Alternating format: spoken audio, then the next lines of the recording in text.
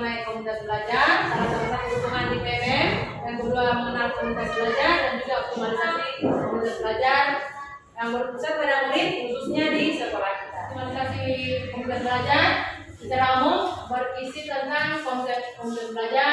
Siklusnya adalah siklus inquiry. Tugas kita adalah membicarakan bagaimana implementasi kurikulum merdeka, khususnya menganalisis capaian pembelajaran, yang membuat tujuan dan juga modul belajar atau RPP sampai asesmen pembelajarannya dengan difasilitasi atau melalui dengan komunitas belajar. Itu ya Bapak Ibu Guru. Jadi saya harapkan semuanya bisa berbuat apa yang akan kita lakukan selanjutnya. Hari ini adalah mensosialisasikan bagaimana komunitas belajar di sekolah kita, yang ini ulang tadi bagaimana optimalisasi komunitas belajar di sekolah, bagaimana penerapannya, ya itu adalah untuk meningkatkan kompetensi Bapak Ibu.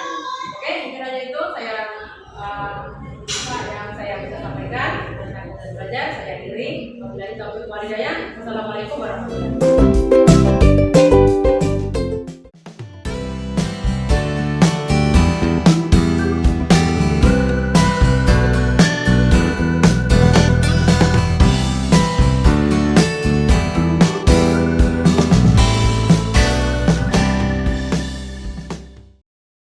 Ini kita akan membahas di komunitas belajar kita yang pertemuan kedua ini akan kita bahas tentang penyusunan modul belajar. Sebelum modul belajar kita akan dulu menganalisis capaian pembelajaran dan kita akan membuat tujuan masing-masing mata pelajaran, alur tujuan. Setelah buat alur tujuan kita akan buatkan modul. Jadi masing-masing sudah dibagi tugas. Siapa yang menyusun bahasa Indonesia, siapa yang menyusun PKN, ya ada yang menyusun matematika, sehingga kita setelah selesai bisa digabungkan semua materi kita hari ini, sehingga kita bisa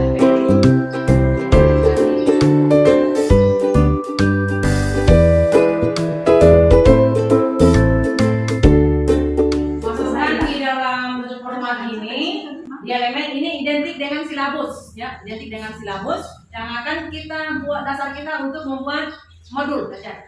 Nah, di elemen ini belum ada yang belum paten, karena kita harus melihat yang mana kelas 1 dan yang mana kelas 2, atau yang mana kelas 3 dan yang mana kelas 4. Makanya kita harus buatkan dulu tujuan, dan setelah itu kita akan susun alur tujuannya, baru masing-masing membuatkan modul belajar 1. Setelah itu kita akan presentasikan di depan, ya.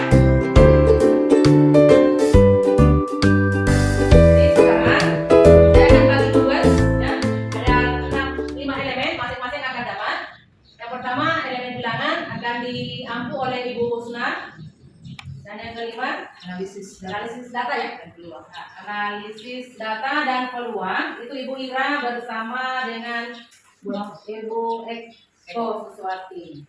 Ya, jadi masing-masing buatkan semacam alur tujuan dalam bentuk format tadi. Kita akan membuatnya nanti sebentar kita akan analisis yang mana kelas 4 dan yang mana kelas 2.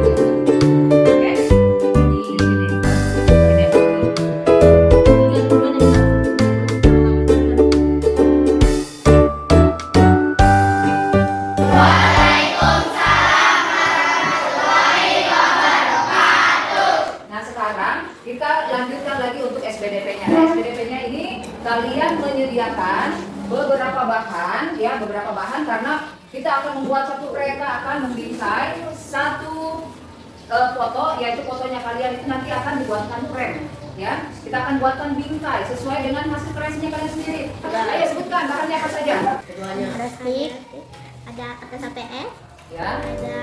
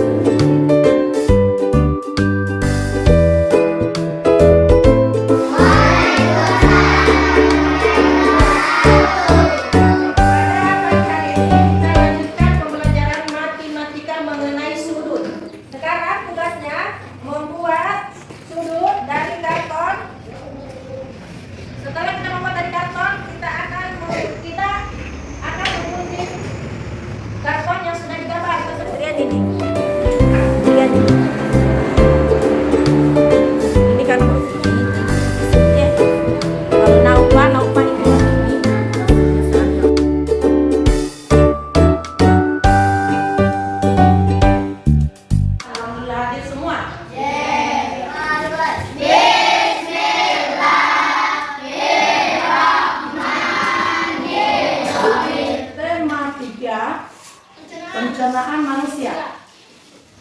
Siapa yang bisa? Selain mengunyah apa lagi? Menelan. Dengan melalui mana itu kita menelan? Masa perut. Untuk memberikan tugas adalah kita mengamati sistem proses pencernaan dalam tubuh manusia. Gerakan meremas yang dilakukan oleh kerongkongan.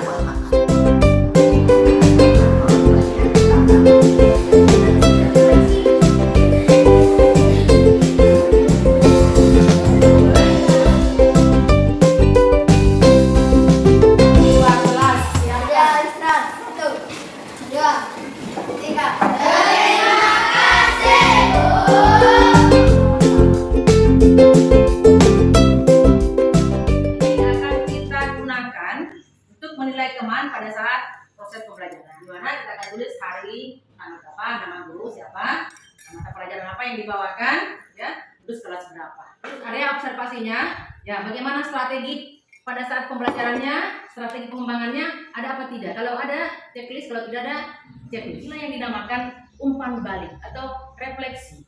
Kita mau lihat ketuntasan. Setelah kita lihat, oh masih banyak yang belum ya, masih ada pengembangannya, masih ada yang belum. Nah, nanti lagi kita akan identifikasi masalahnya seperti apa, terus kita akan lagi buat seperti ini kegiatannya kita rutin kita akan lakukan sampai ada pengembangan.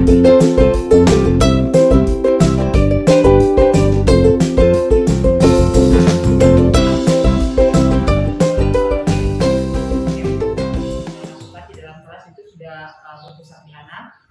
Kemudian peserta didik juga itu sudah terlihat aktif dan antusias dalam menerima pelajaran. Ada sedikit saran tambahan untuk metode atau media yang diterapkan itu mungkin harusnya itu bukan hanya pada anak maju di depan, tetapi mungkin juga 1 sampai 2 orang anak mungkin bisa kita ubah metodenya. Hasil atau strategi pengembangan yang digunakan dalam pembelajaran yang digunakan Ibu Husna.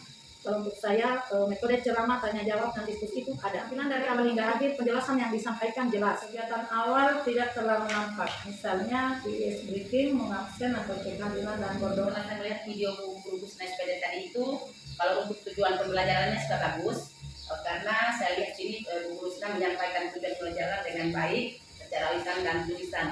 Kalau untuk saya sendiri Bu, alhamdulillah kalau respon dari teman-teman ini ada satu yang tambahan buat saya. Kalau memang banyak kurangnya Bu, karena kita juga ini kan masih belajar. Akan merefleksi atau mengobservasi pembelajaran dari Ibu Dian Ismail. Pengelolaan kelasnya sudah cukup baik. Kemudian catatan yang perlu dikembangkan adalah perlu adanya bimbingan khusus bagi siswa yang kurang memahami dari materi tersebut.